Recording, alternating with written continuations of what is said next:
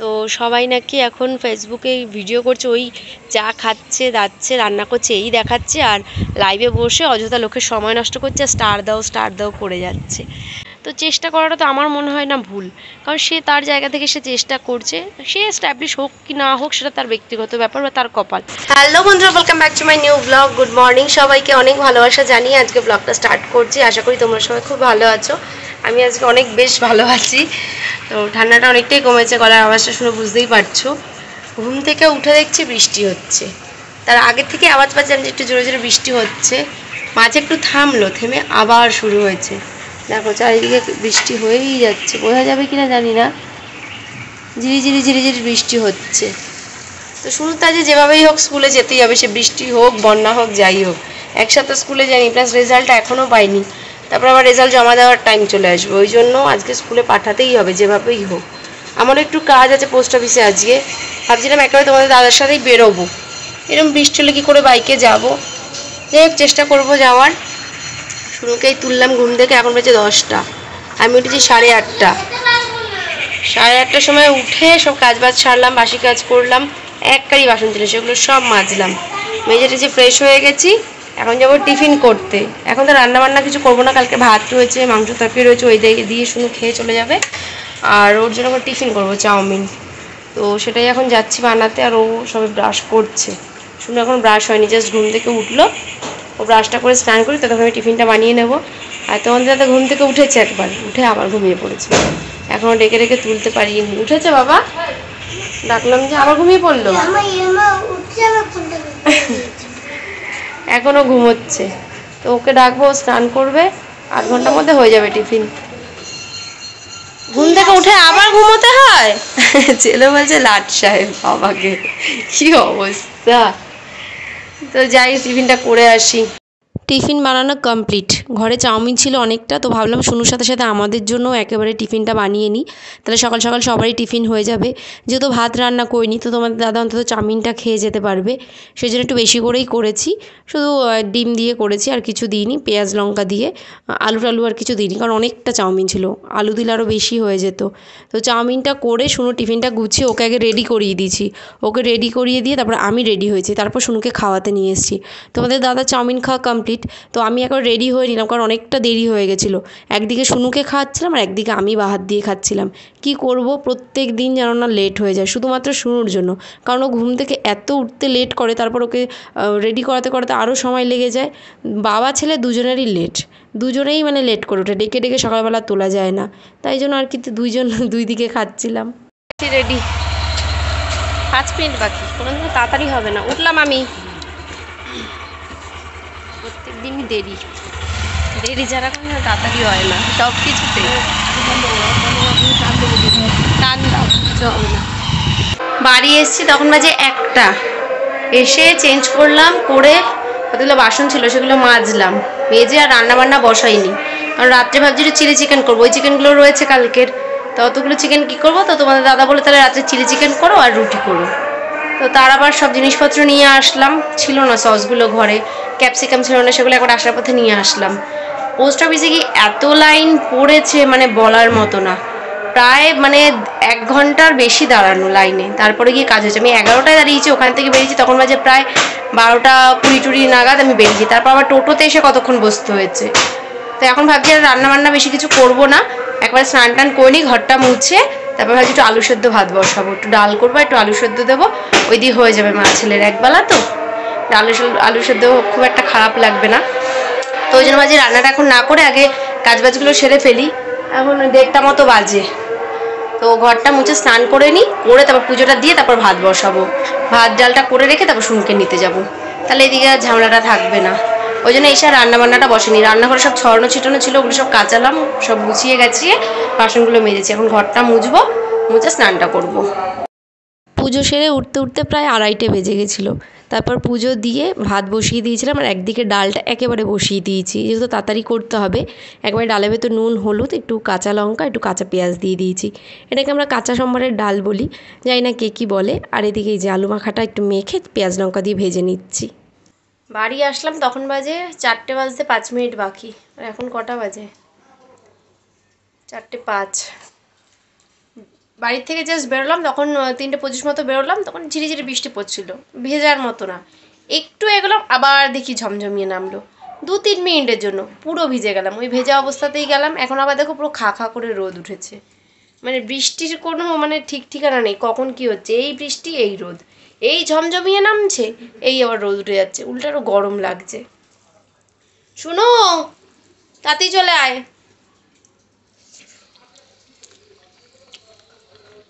ডাল আর আলু মাখা, শুনুর জন্য একটুখানি মাংস রয়েছে, 2 পিস মতো মাংসর জন্য রেখে দিচ্ছি, সকালবেলা গরম করেছিলাম, ওটা দিয়ে ওর হয়ে যাবে। আলু মাখা ডাল হলে ওর কিছু লাগে না, আমারও তাই। দিয়ে খেয়ে নিই। 4:05 বাজে, এবার 5টে আন্টি আসবে।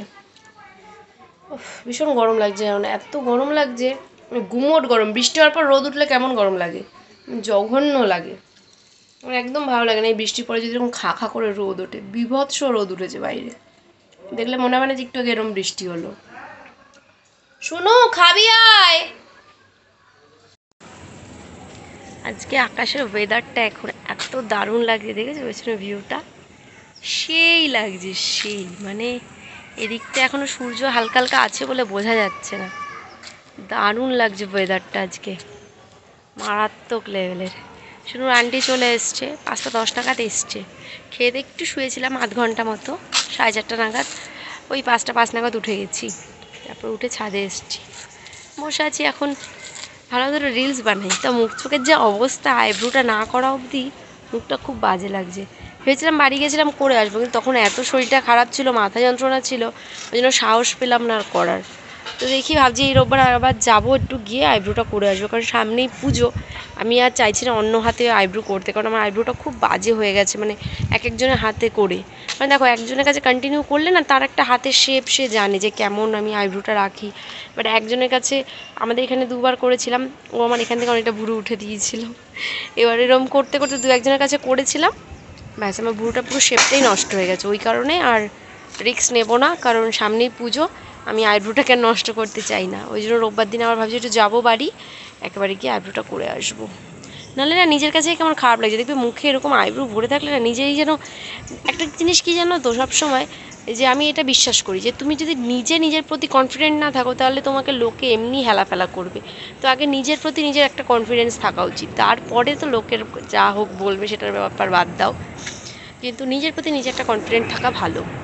আর সেটা যতক্ষণ না তুমি নিজে একটা মানে একদম ফ্রেশ লুকে থাকবে, তোমার নিজের প্রতি সেই কনফিডেন্সটা আসবে না। আমি এটা দেখেছি, কারণ আমি এমনি সময় যখন ভিডিও করি ভালো লাগে করতে, আর যখনই আমার এরকম মুখ চোখ হয়ে যায় না, তখন নিজের কাছে মানে ওই আনন্দটাই আসে না ভিডিও করার, যে না করবো ভিডিও।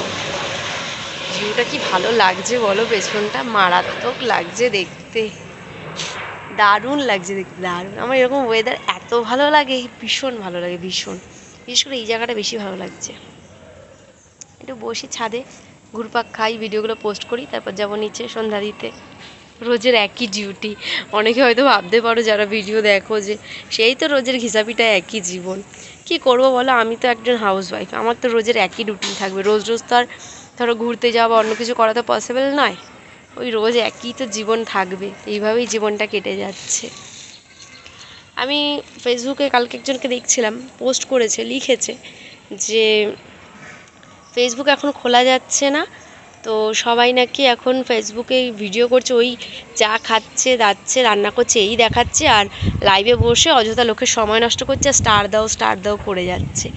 কিন্তু কথাটা হচ্ছে, তবু তো চেষ্টা করছে বলো, মানুষ সবাই চেষ্টা করে যে নিজের পায়ে দাঁড়ানো। এবার একটা মানুষ আর একটা মানুষকে দেখেই ইনফ্লুয়েন্স হয়, তো যেহেতু সেরকম সবাই এই প্ল্যাটফর্ম থেকে আর্নিং করতে পারছে বা নিজে স্ট্যাবলিশড হতে পারছে, এই জন্য সবাই চায়, চেষ্টা করে যে আমি একটু নিজের পায়ে দাঁড়াবো। প্রতিটা মেয়ে বলো ছেলে বলো সবাই, তো চেষ্টা করাটা তো আমার মনে হয় না ভুল, কারণ সে তার জায়গা থেকে সে চেষ্টা করছে, সে এস্টাবলিশ হোক কি না হোক সেটা তার ব্যক্তিগত ব্যাপার বা তার কপাল, কিন্তু সে চেষ্টা করছে। এই চেষ্টাটাই বা কজন করে বলো? ভাও, বাড়িতে বসে আড্ডা মেরে লোকের সাথে গল্প করে, পাড়া এর সাথে ওর সাথে ঝগড়া টগড়া না করার থেকে আমার মনে হয় ঘরে বসে ভিডিও বানানো তার থেকে অনেক ভালো। আমার কাছে তো এটাই মনে হয়। আমার ভিডিওতে সেরকম ভিউজ আসে না, কিন্তু তবুও আমার মনে স্যাটিসফ্যাকশান যে আমি করছি, তো আজ হোক কাল হোক হলে হবে, এই একটা আশা নিয়ে আমি করে যাচ্ছি। এতে আমার বরং ভালো সময় কাটছে। আর এখন তো আমি নিজে একটা জিনিস মনে করে নিয়েছি যে আমার ভিউজ আসুক না আসুক, আমি কোনোদিনও নিজের পায়ে দাঁড়াতে পারি চাই না পারি, কিন্তু এই যে ভিডিওগুলো আমি ডেলি বানাচ্ছি অন্তত আমার স্মৃতি হিসেবে থেকে যাবে বয়সকালের জন্য। যখন আমার বয়স হবে আশা করি তখন এই ইউটিউবটা থাকবে, তখন স্মৃতি হিসেবে দেখতে পারবো। এই দেখো না, একটু বসে নি, দাঁড়াও হাঁপিয়ে গেছি। এই আগের বছর ধরো আমরা দেওঘর গেছিলাম, বা আগের বছর 1 বছর হয়ে গেছে আমি ব্লগ করছি, তো ওই ভিডিওগুলোই যখন এখন দেখি মানে ওই তো সেই দিন ওটা করেছিলাম, ওটা এটা করেছিলাম, মানে সারা দিনটা মনে পড়ে যায় সেদিন কি করেছিলাম। তো এটাই তো একটা স্মৃতি বলো। আমার তো এখন আফসোস হয় জানো না, যে শুনুর ছোটোবেলার থেকে যদি আমি ভিডিওটা করতাম আজকে শুনুর সব স্মৃতি আমার কাছে থাকতো। আছে ফটো আছে, 2-4টে ভিডিও আছে, সেরকম একটা ভিডিও নেই। আমার আগের ফোনটা নষ্ট হয়ে গেছে, ওটার ভেতর সব ছিল, আর তখন বুঝতে পারিনি, ডাউনলোড করে রাখিনি, পেন ড্রাইভেও ভরা ছিল না, ব্যাস চলে গেছে।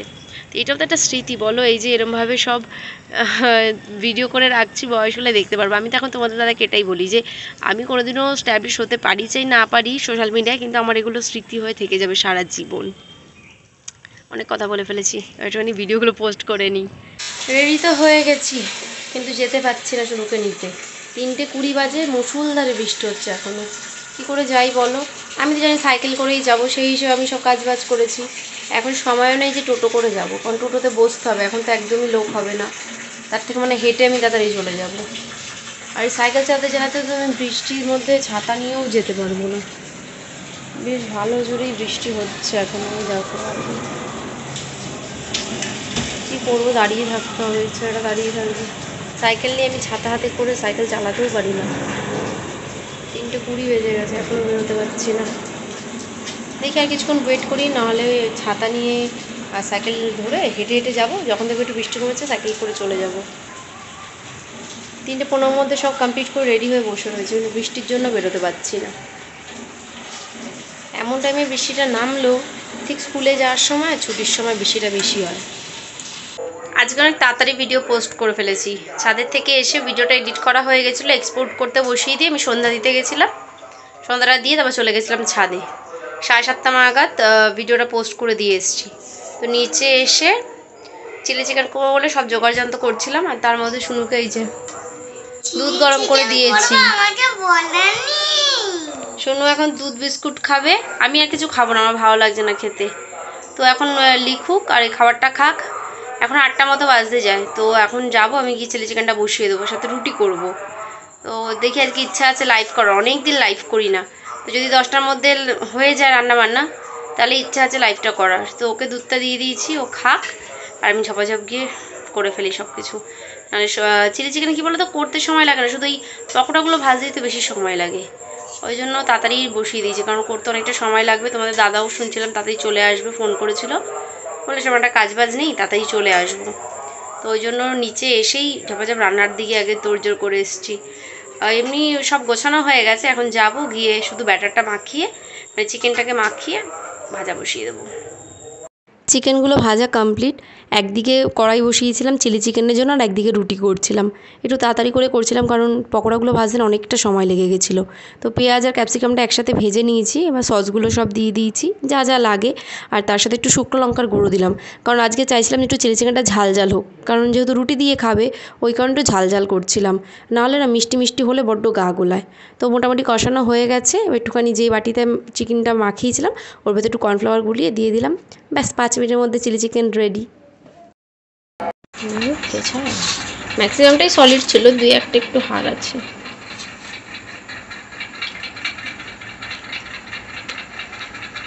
ঝাল ঝাল করেছি, মিষ্টি মিষ্টি রুটি দিয়ে গা গোলাবে। কাঁচা লঙ্কা দিয়েছি, শুকনো লঙ্কাও দিয়েছি।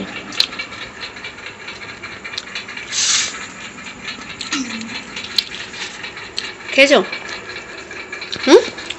কেমন আছে বলো,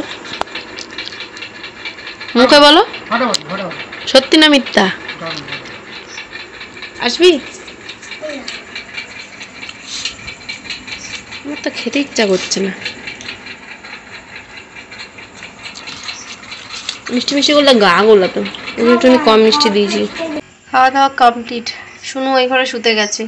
কালকে তো এই ঘরে শুয়েছিল, তখন ওই 1টা-1:30 মতো বাজে, তখন বলছে আমি ওই ঘরে শুতে যাব। ওর ওই ঘরে শুতে শুতে এখন অভ্যাস হয়ে গেছে, তো ওর এই ঘরে শুলে ঠিক মতো মানে ঘুম আসতে চায় না। শুয়েছে অনেকক্ষণ, শোয়ার পরে বলছে মা আমার ঘুম আসছে না, ওই ঘরে যাব। তোর বাবা দিয়ে এসেছিলো ওই ঘরে। তো তো ওই জন্য আজকে আর এই ঘরে শোয়নি, ওই ঘরেই চলে গেছে। কিছুক্ষণ আগেই ও গেছে, এখন 12টার মতো বাজে। তো শুয়ে পড়বো। আজকে ভাবছি আমি একটু লাইভ করবো, তা আর রান্না বান্না করে আর পারলাম না, কারণ রান্নাঘরটা তো পরিষ্কার করিনি আজ দুপুরবেলা, রাত্রে রান্না করবো বলে। তো রান্না সেরে রান্নাঘরটা সব পরিষ্কার করলাম, অনেক বাসন বেরিয়েছিল, শিলনোড়া বটি টটি সব পরিষ্কার করলাম। তারপরে এই চিলি চিকেন করেছি বলে আরও বাসন বেরিয়েছে, সেগুলো মাজলাম, সব মেজে টেজে ঘরটার পরিষ্কার করে ঝাড়টা দিয়ে শুনুকে পড়তে বসিয়েছিলাম। ওর তো পড়া হয়ে গেছিলো, ওর পড়াগুলো বাকি ছিল, লেখা হয়ে গেছিলো, সেগুলো আবার পড়ালাম, মুখস্থ করালাম, ওই করতে গিয়ে আর হলো না। তখন দাদাও চলে এসেছিলো, ওই জন্য আজকে লাইভটা করিনি। এই খেয়ে দিয়ে উঠলাম। শুনুর পড়া করতে গেলেই বেশি লেট হয়ে যায় প্রত্যেক দিন, মোটে ওর মানে পড়তে বসলে না এক জায়গায় কনসেন্ট্রেট করে না, এই জন্য প্রচুর টাইম লাগে, প্রচুর। আর কি কোনো রকম চোরাতাক্তি দিয়ে করেছি, ঘুম পাচ্ছে এখন ভীষণ, ঘুমের কথা বলেছি আর হাই উঠছে। কত বড় দিও, আমি খেতে পারবো না, হাফ দাও। কেমন খেতে না খেতে বাবা, হজমিগুলি নিয়ে এসছে, খেয়ে উঠলে না গা গোলায়, ওই জন্য বলেছি হজমালা বা একটু হজমিগুলি টুলি কিছু নিয়ে আসবে, তাহলে গা গোলানোটা কমে যায়, খেয়ে উঠে একটু লাগে। আমি তো চিলি চিকেন খেতেই পাইনি, গা গোলাচ্ছিল, শুধু ক্যাপসিকাম আর পেঁয়াজ দিয়ে খেলাম, গ্রেভি দিয়ে রুটি, মাংস ওরকম খেতেই পাচ্ছি না। শুনু আর ওর বাবাই খেয়েছে, শুনুর জন্য 2 পিস রেখে দিয়েছি, আর দুপুর সকালবেলা খেয়ে নেবে, রুটি রয়েছে একটা। ভীষণ গা গোলাচ্ছে, খাইনি তাই গা গোলাচ্ছে, আর যদি খেতাম চিলি চিকেন তাহলে কেউ তো কে জানে, খেতেই পারি না। তাই ভিডিওটা এখানেই শেষ করি, অনেকটা রাত হয়েছে। দেখা হবে নতুন একটা ব্লগের সাথে, ততক্ষণ সবাই সুস্থ থেকো, ভালো থেকো, আমার সাথে থেকো, আমাকে সাপোর্ট করতে থেকো। যদি ভিডিওটা ভালো লেগে থাকে, যারা ইউটিউব থেকে দেখছো তারা প্লিজ চ্যানেলটাকে সাবস্ক্রাইব করো, আর যারা ফেসবুক পেজ থেকে দেখছো তারা প্লিজ পেজটাকে ফলো করে দিও। Tata, good night.